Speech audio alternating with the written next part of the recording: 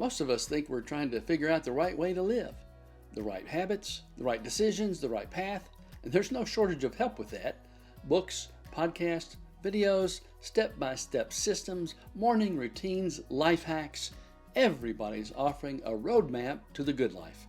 Do this, avoid that, optimize this, fix that. But what if we've misunderstood it from the beginning? What if the path isn't something you choose, but someone you follow? Hi, I'm Chris Hallett. Welcome to Flourishing Life. Today, we're going to talk about the problem with fixing your life. In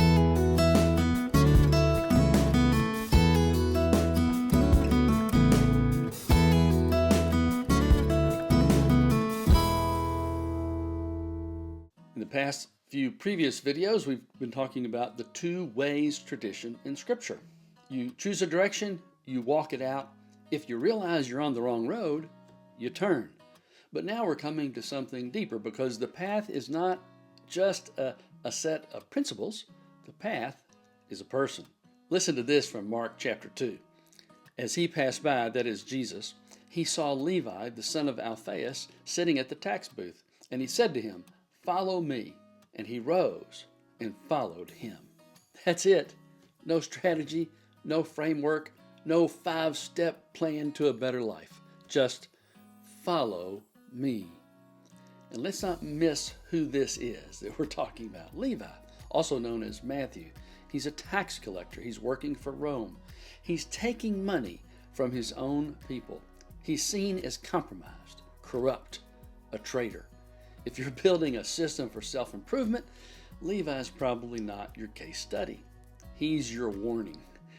And yet Jesus walks right up to him, not with a plan, not with a lecture, not with conditions, but with an invitation. This is where everything changes, because all those systems we talked about at the beginning, they're built on this assumption. If you can get the right information, you can build the right life. But Jesus doesn't offer information first. He offers relationship. He doesn't say, "Here's how to fix your life." He says, "Follow me," which means the question is no longer, am I doing the right things, or am I sticking to the right routine? Am I making the right decisions? Am I optimizing my life in the right way? The question becomes, who am I following? This is beyond self-help to surrender the self. This is where the difference becomes clear. The difference between what Jesus offers and what the world's offering. The ancient philosopher Aristotle said, flourishing comes through self-mastery, through discipline, through habit, through becoming the right kind of person over time. And the Stoics doubled down on this. Master your desires, control your reactions, align your life with reason. Different language, but the same idea. The good life is something you build through effort and control. And there's truth in that, but they're saying it still depends on you, your effort, your consistency, your ability to shape yourself. And realistically, according to Aristotle and the Stoics, that kind of life was mostly available to those who had the time and resources to pursue it. The wealthy, the well-positioned, the people with enough margin to focus on self-development. In a word, the elite. But Jesus says to all, follow me. He's not calling us to achievement, but to trust, dependence, yielding.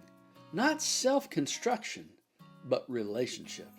Now, the reality is that the flourishing life still requires something outside of you, but not what the world tells you. Not better circumstances, not better resources or more resources, not ideal conditions. It requires the Spirit of God, the presence of God at work in you, guiding you, forming you, changing you from the inside out. So the path is not something you build. It's someone with whom you walk. And that means it touches everything, every part of our lives, As Peter Scazzero says, he's known for connecting emotional health and spiritual maturity. He says, you can't be spiritually mature while remaining emotionally unhealthy.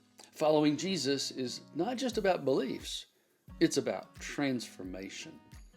Your inner life, your reactions, your relationships, all of this comes under the loving leadership of Christ. And back to Levi. He gets up. That's the moment. No delay, no negotiation. He leaves the old path and starts walking with a person. And everything changes from there. So here's the question. Not what system are you following, not what habits you're building, not what strategy you're trying next, but this. Who are you following? Because the path to the flourishing life isn't something you figure out. It's someone who leads. Hey, if this video was helpful, do me a favor. Hit the like button. You can subscribe to the channel. You can hit that notification bell so that you're reminded every time we publish a video here on Flourishing Life. I hope this video was helpful, and I hope that you experience the flourishing life that God offers.